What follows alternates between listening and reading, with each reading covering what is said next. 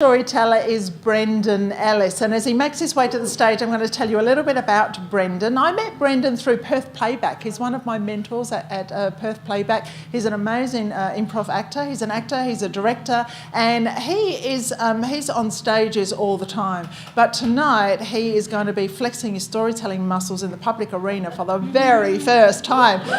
So we are going to be incredibly gentle with Brendan because it is his first time.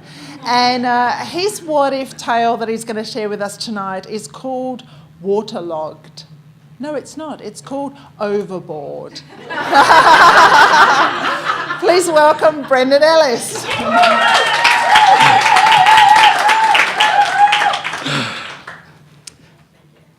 I'm an only child, which is important for later.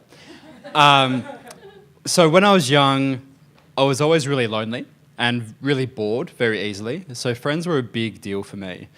Unfortunately, I never made any. But I had a lot of cousins. I had 7 cousins on my dad's side of the family and two cousins on my mum's side of the family who were both older than me. On my dad's side, I was the second oldest. And while I loved those cousins, my mum's nephews were really my favourite cousins. And I quickly grew to see them as my brothers. And something else that I really loved as a kid was the water. And my parents would often take me to the pool and just leave me there for hours, and I would swim. They were there. Maybe one or twice they went to have a ciggy, but no, I would happily swim for hours, and I would love the water. And luckily for me, my grandparents on my father's side had a holiday house in Rockingham, which brought both of those loves together because every holidays we went to Rockingham, we were a walk away from the beach, we had a spa, and I got to spend a weekend or longer with my cousins. And that still, to this day, those holidays really stick out for me and meant a lot for me. But this one holiday was really special because my favourite cousins came over who are on my mum's side, and they came to the holiday house, which was on my dad's side. And that never happened before. Maybe when I was born, both my families came together, but before then, it was unheard of. So we were in one of my favourite places, having one of my favourite types of holidays with my favourite cousins, and my dad thought it would be a good idea to take us all out on the boat, which I was thrilled at. So on the boat was my dad driving, my pop's boat. I don't know if he'd ever driven a boat before. My mum, my auntie, my cousins, and my nan. And we had an inner tube, which Dad was leading from behind the boat. And I was one of the first to get on the inner tube, along with my older cousin Rory. And I was having a great time. I was yelling excitedly. I had my hands up in the air, and Dad was going fast through the waves. He took a fast, steep turn. I had my hands up in the air. I went in the air. I landed in the water, and when I emerged, I hit the boat. Meanwhile, on the boat, my mum noticed that I haven't come up. She's screaming. My auntie is screaming at my dad to turn off the motor because at that time it was still running. My cousins are looking over each side trying to find where I came up. In the meantime, my head is touching the boat, my hands are touching the boat, and I'm calm.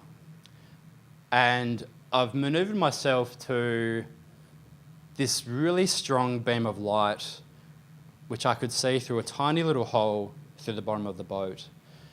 And I was directly underneath it. I could swear I could see people through that. I tried to breathe through it, which didn't work because I'm still underwater.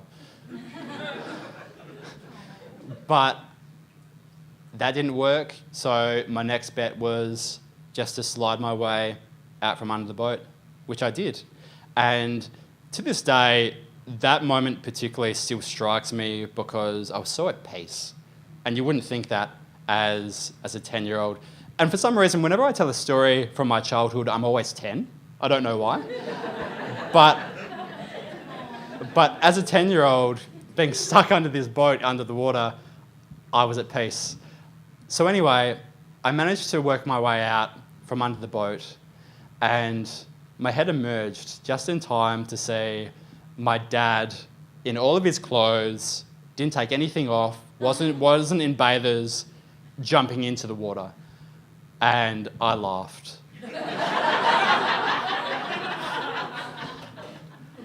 But up until that point, when I was a kid, my father and I didn't have a very good relationship.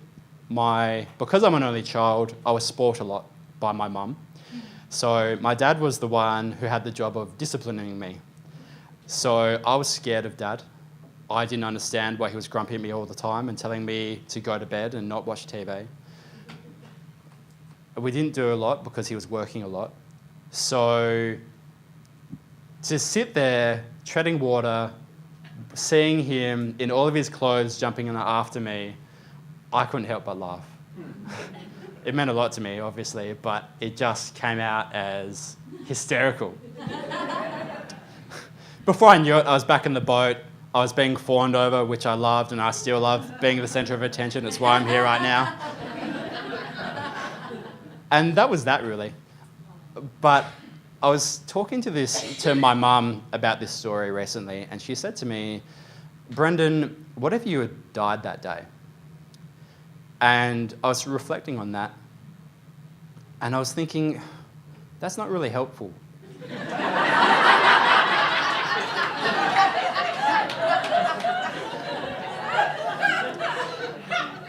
Because I am here, but if you...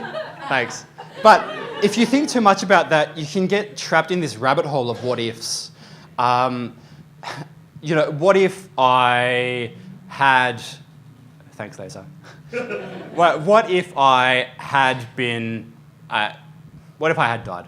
What if I had got into the motor and lost my hand? What if I had stayed under the water too long and not come back quite right?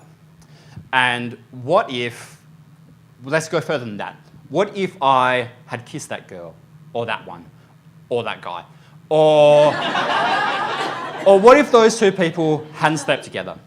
What if I worked harder at uni? What if I didn't disappoint my parents? What if I was more confident? What if I wasn't so pathetic? What if I said yes to that girl at the Year 6 disco who asked me to dance? What if I didn't go to the Bahamas to meet a girl when I was a teenager? What if Lisa hadn't put up that yellow card? Then I would still be talking. I could go on. But for me, that's not helpful. And those things have happened, and there's no point in me dwelling on those, and I just need to accept those and go on. But for what it's worth, the what if for me with that story wasn't what if I died, what if I'd come out disabled. It is what if I had allowed that experience to terrify me of the water. I still love the water. Ocean, swimming pool, I love it. I can't get enough. And I haven't allowed that experience, even as a kid, to make me aware of my mortality, and I can still live and enjoy things and accept my mistakes for what they are, but not dwell on those what ifs and just enjoy living my life with the mistakes. Thank you.